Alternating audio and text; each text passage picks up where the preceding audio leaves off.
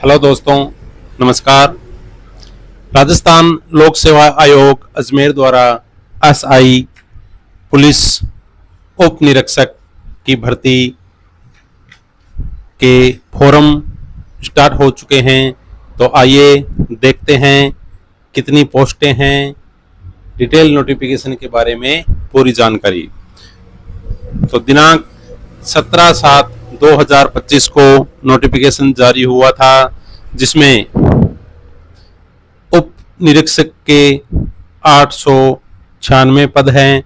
उप निरीक्षक एपी सहरिया 4 पोस्टें, उप निरीक्षक अनुसूचित क्षेत्र की 25 पोस्टें, उप निरीक्षक आईबी इंटेलिजेंस ब्यूरो की 26 पोस्टें हैं और प्लाटून कमांडर आरएससी की 64 पोस्टें। कुल मिलाकर 1015 पोस्टें के लिए फॉर्म है वो चल रहे हैं। अब देखिए इसका जो डिटेल नोटिफिकेशन है उसमें क्या कुछ योग्यता वगैरह दी गई है और किस प्रकार से इसका फॉर्म है वो फिल किया जा सकता है। शैक्षिक योग्यताएं के बारे में यदि हम बात करें तो किसी भी यूनिवर्सिटी से ग्रेजुएशन की डिग्री होना अनिवार्य है। उसके साथ में हिंदी लिखने का, देवनागरी लिपि का और राजस्थानी कल्चर का आपको अनुभव होना चाहिए।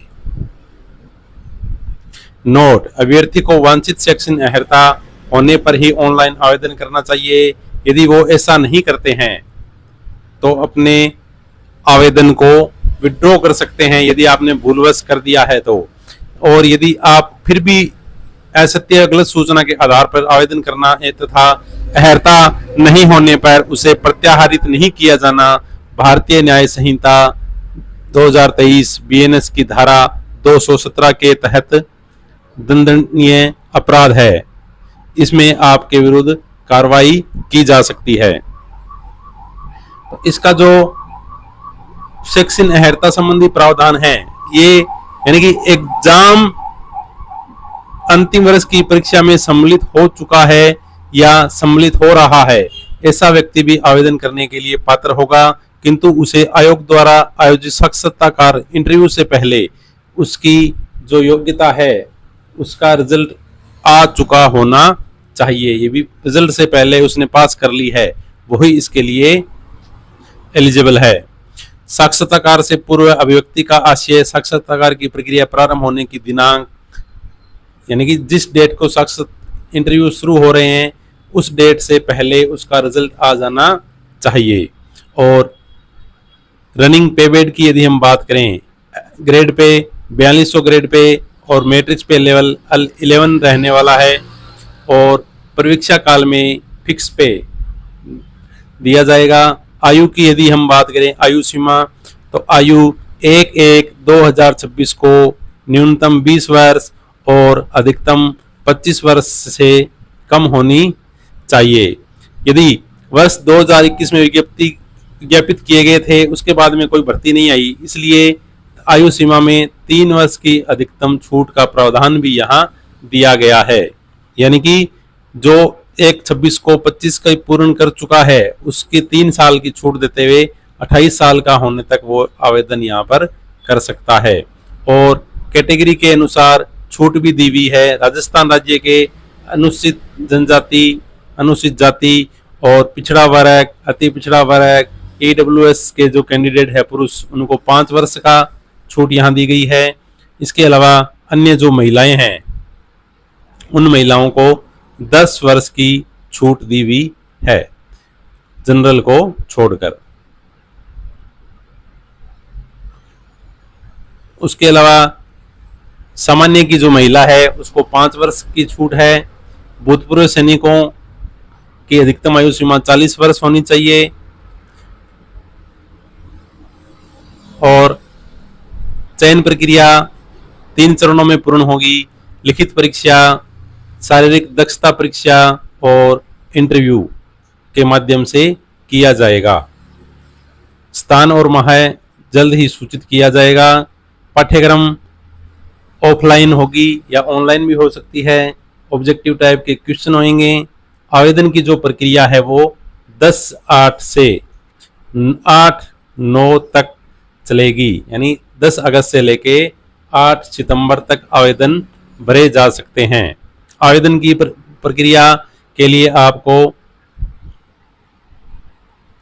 एसएसओ आईडी में लॉगिन करके या एसएसओ आईडी जिसकी नहीं है वो बना करके एसएसओ आईडी के द्वारा ओटीआर करके उसमें ही के द्वारा ही आपका फॉर्म है वो भरा जा सकता है। जिसकी एसएसओ आईडी नहीं है, ओटीआर नहीं किया हुआ है, उसकी वन टाइम फीस लगेगी, और जिसकी एसएसओ आईडी बनी हुई है, ओटीआर किया हुआ है, उसकी कोई फीस नहीं लगेगी। तो ये जो चरण है, इस चरणों के आधार पे एसएसओ आईडी बना करके उसके द्वारा आवेदन किया जा सकता है। और आवेदन पत्र में संशोधन संबंधी सूचनाएं, विज्ञापन में अंकित अवधि तक सेशन योग्यता अर्जित करना आवश्यक है। और अन्य जो है स्वयं का नाम, पिता का नाम, जन्म तिथि और लिंग के अंतरिक्त जो त्रुटियां हैं उनको संशोधित करने के लिए नोटिफिकेशन अलग से दे दिया जाएगा। यदि कोई भर्ती अपने ऑनलाइन आवेदन में संशोधित करना चाहता है तो आवेदन की अवधि के दौरान एवं आवेदन पत्र की अंतिम दिनांक के पश्चात 10 दिवस के निर्धारित भीतर अंतिम डेट से 10 दिन के अंदर 500 रुपए का ऑनलाइन शुल्क जमा कराकर ऑनलाइन अपना सुधार कर सकता है।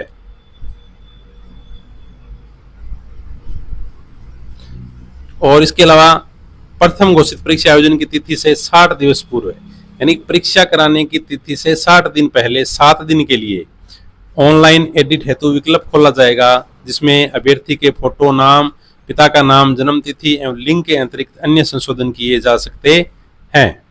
और जो तलाकशुदा, विवाह विच्छिन्न महिलाएं, परित्यक्ता है, उनके लिए विच्छेद डिक्री जारी होने की स्थिति में वर्ग परिवर्तन हेतु आयोग द्वारा उपलब्ध कराए गए ऑनलाइन संशोधन के अवसरों का उपयोग कर सकेगी। ओटीआर लागू किए जाने के कारण ऑनलाइन आवेदन में अभ्यर्थी के नाम, पिता के नाम, जन्म तिथि, लिंग में कोई संशोधन संभव नहीं होगा, क्योंकि ओटीआर में जो फिल हो गया वो ही रहेगा, उसमें चेंज हम नहीं कर सकते। पंजीयन शुल्क की यदि हम बात करें, सामान्य या किसी अदर स्टेट के हैं उनके लिए 600 रुपये, आरक्षित वर्ग के जितने भी कैंडिडेट हैं उनके लिए 400, दिव्यांगजन के लिए भी 400 रुपये का एक बार का शुल्क लगेगा।